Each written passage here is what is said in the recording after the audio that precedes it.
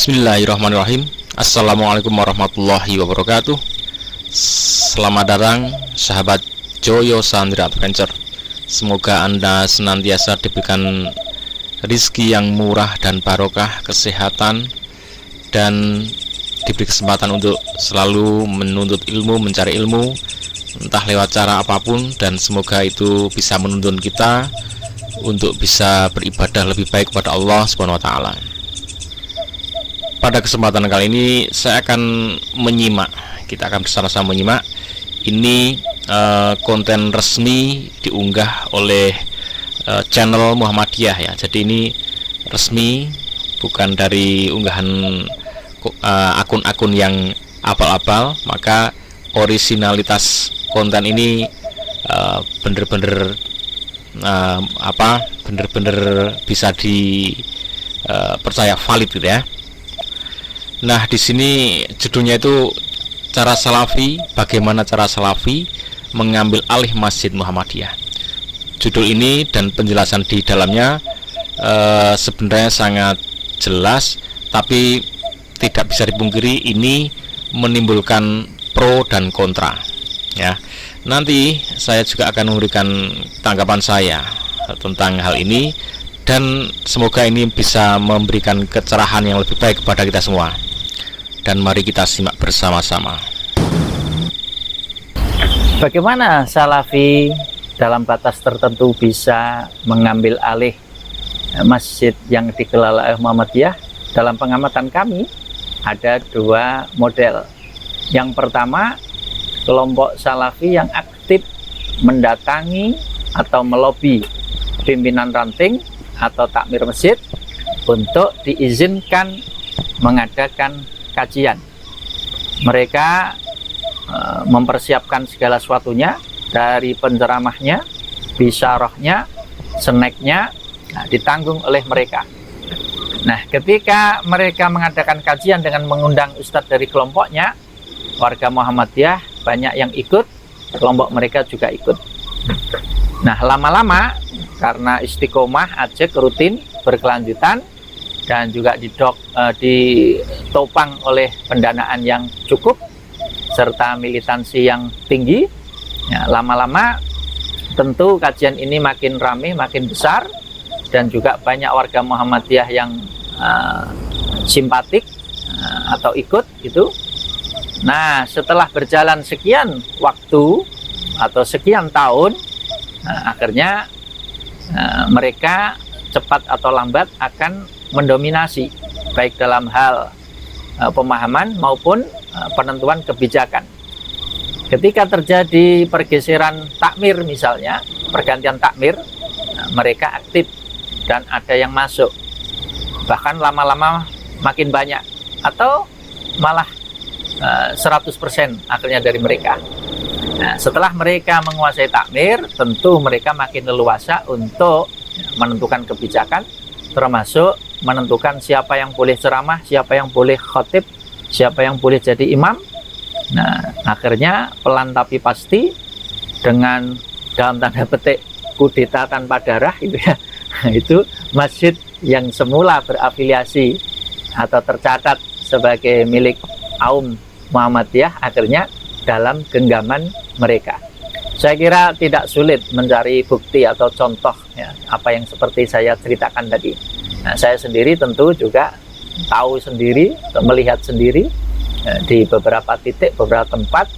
Apalagi kami sendiri juga pernah menjadi ketua PDM, sehingga juga ada laporan, juga menyaksikan sendiri bagaimana di akar rumput terjadi pengambil alihan secara dalam tanda petik ya, kudeta tanpa darah tadi. Nah, cara yang kedua, ini justru Ustadz Salafi yang diundang oleh takmir masjid, atau justru diberi panggung oleh pimpinan ranting atau pimpinan cabang atau oleh majelis tabligh. Nah, ketika ada Ustadz Salafi misalnya pulang dari luar negeri atau pulang dari pesantren, ya, karena mungkin secara keilmuan dia dipercaya, dianggap mampu, nah, akhirnya diberi jam, bahkan akhirnya menjadi pengisi rutin ya. Nah, lagi-lagi ketika ia menjadi satu-satunya narasumber di masjid itu, apalagi paling alim, cepat atau lambat tentu dia akan ditokohkan, dia akan disegani, dia akan dihormati. Dan akhirnya pelan tapi pasti paham itu bergeser itu. Dan ketika ia sekali lagi semakin didukung, semakin kokoh, ya cepat atau lambat pasti dalam genggaman yang bersangkutan. Ya tentunya memerlukan waktu yang kadang tidak sebentar. Baik teman-teman, sekarang kita simak ini komentarnya ya. Masjid itu milik Allah Pak, bukan milik siapa-siapa, kecuali kalau masih dibangun selain untuk selain Allah. Nih, masjid itu milik Allah. Kemudian nih, bukan diambil alih Pak, tapi yang cerdas sebenarnya benar, bukan fanatik pada organisasi, karena organisasi bukan agama. Jangan seperti NU yang menjadi agama, yang menjadi agama NU sudah menjadi agama. Seharusnya kalau memang jamaah Muhammadiyah komitmen dengan kebenaran, maka wajib mendukung dakwah salaf. Wah, ini dari orang salaf nih, salafi nih yang komentar nih. Ini mungkin orang yang cenderung umum ya. Menurut saya ini kok aneh, harusnya saling support untuk memakmurkan masjid. Umatnya tambah pinter, update ilmu agama, ya harus support. Oke. Yang pertama, masjid itu milik Allah. Oke. Saya akan menyatakan ini benar ya, absolutely right ya. Tapi benar itu juga harus kita ambil dasarnya. Sekarang kita ambil permisalnya gini teman-teman. Misalkan Anda ya menjadi orang, ditakdir menjadi orang yang sangat kaya raya ya, sangat kaya raya, punya rumah di pinggir jalan besar kan, kemudian kalian pengen, wah daripada cuman bikin musola kecil di dalam rumah atau cuman ruang kecil di dalam rumah, mending buat masjid yang besar sekalian ya di pinggir rumah atau apa ya, sehingga supaya nanti kalau ada orang yang lewat musafir atau warga sekitar bisa sholat dengan nyaman di situ. Dan Anda tahu Anda akan mendapat pahala yang sangat besar. Orang itu sholat, setiap orang yang sholat, maka Anda mengalir pahala kepada Anda yang bangun masjid itu. Dibangunlah masjid itu oleh Anda sendiri pribadi, lengkap, nggak masalah orang lain. Dan ada seperti itu ada, orang Indonesia seperti itu ada, tapi kan sangat sedikit ya, hitungan jari. Nah, sekarang tiba-tiba ada kasus seperti tadi, ada orang datang, Pak, saya bantu agar masjidnya semakin makmur ya. Ada kajian, ada macam-macam ya kegiatan. Anda oke, saya bantu mengurusnya, berarti kan takmir ya. Oke, saya bantu kepengurusannya. Nah, kemudian dan sebagainya. Atau cara yang kedua, Anda yang mencari orang, mbok tolong saya dibantu untuk ngurus masjid ini karena masjid besar. Nah, jadilah ada dua cara tadi. Orang itu datang atau Anda yang minta tolong. Kemudian tiba-tiba orang-orang itu bersekongkol, para pengurus itu diurus dengan pokoknya rebugan ya. Di antaranya nanti membuat program-program yang mungkin nggak sejalan dengan yang Anda inginkan ya. Misalkan lagi ganti cat, tiba-tiba ganti cat gitu kan, atau ganti program apapun yang nggak sesuai dengan Anda, maka Anda pasti dia akan setuju, mulai bermasalah itu. Jadi memang benar, masjid itu milik Allah. Jangankan masjid, rumah yang kita punya, apapun yang ada di dunia ini semuanya milik Allah ya. Tapi kalau kasus yang masjid tadi, walaupun itu memang milik Allah, tapi itu haknya Anda yang bangun. Anda punya hak 100%, sertifikat atas nama Anda, yang majekin Anda ya, yang bangun Anda. Tiba-tiba ada orang yang, wah ini milik Allah, langsung ambil alih. Anda punya hak untuk menutup masjid itu. Wah, kalau gini cara saya nggak, saya pakai sendiri saja masjidnya. Saya pakai untuk sholat sendiri, atau ditutup, dialih fungsikan, nggak ada masalah. Jadi itu benar-benar punya Anda, hak Anda. Mungkin dari sini Anda mulai paham kalimat yang itu masjid milik Allah. Kemudian orang yang tadi tiba-tiba mengambil alih, itu menurut saya sama sekali tidak dibenarkan ya. Salafi mau ngambil alih yang Muhammadiyah, Masjid Muhammadiyah atau Salafi mengambil alih masjidnya NU sama sekali tidak bisa dibenarkan. Karena warga Muhammadiyah atau warga NU membangun masjid itu dari jamaah Muhammadiyah atau jamaah NU itu iuran. Kemudian ada yang wakaf tanah, mungkin kurang ditambahin lagi, gotong royong sehingga jadilah masjid. Membangunnya pun gotong royong sampai jadilah masjid. Makanya itu masjid yang dibangun oleh warga Muhammadiyah, dan itu dicatat di aset Muhammadiyah itu, seperti itu. Makanya kalau dia tiba-tiba kok diserobot seperti itu, entah karena tidak pahamnya pengurusnya atau karena saking pinternya yang menyerobot, yaitu sama-sama tidak dibenarkan. Warga Muhammadiyah yang ngelola itu pun sebenarnya itu nggak benar juga, karena yang ngelola itu masih nggak paham juga ya. Nah, jadi seperti itu teman-teman, menurut pandangan saya tentang masjid yang tadi ya diserobot tadi.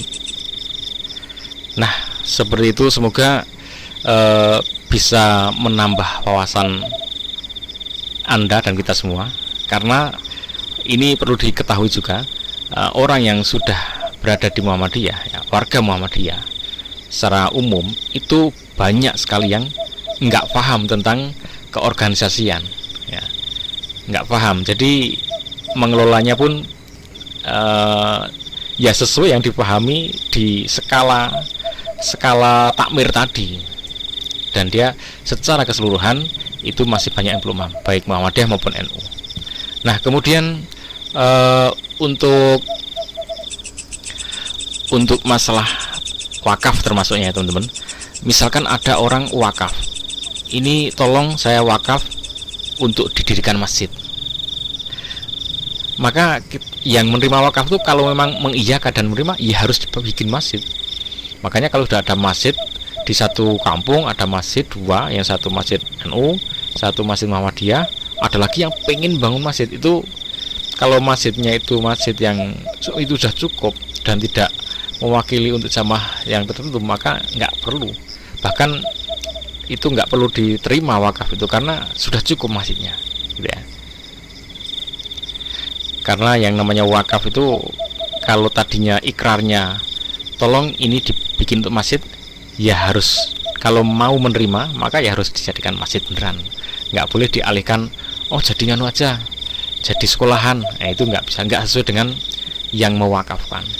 Nah, termasuk masjid sudah diwakafkan ke Muhammadiyah, maka yang mewakafkan ini sebenarnya ingin nanti digunakan untuk amalan-amalan yang sesuai yang dipilih oleh Muhammadiyah ya. Contohnya sholat nggak pakai kunut dan sebagainya. Atau yang wakaf ini orang Nahdliyin, maka yang wakaf ini kan pinginnya nanti masjid ini akan digunakan untuk kegiatan misalkan sholat yang pakai kunut, kemudian untuk manakiban, ribaan dan sebagainya. Begitu kok dibikin masjid tapi kok dialihkan dengan tata kelola Muhammadiyah, maka ini sebenarnya menyalahi dari orang yang wakaf tadi, dan itu menurut saya itu nggak tepat ya. Bahkan ya nggak boleh, harus sesuai yang diikrarkan dulu.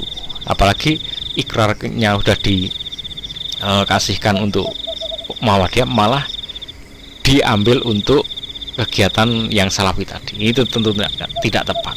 Oke teman-teman, seperti itu. Semoga semakin mencerahkan, semoga bermanfaat, dan kita semakin bijak mengambil informasi dan menambah wawasan kita semua. Itu terus Joyo Santri Adventure. Assalamualaikum warahmatullahi wabarakatuh.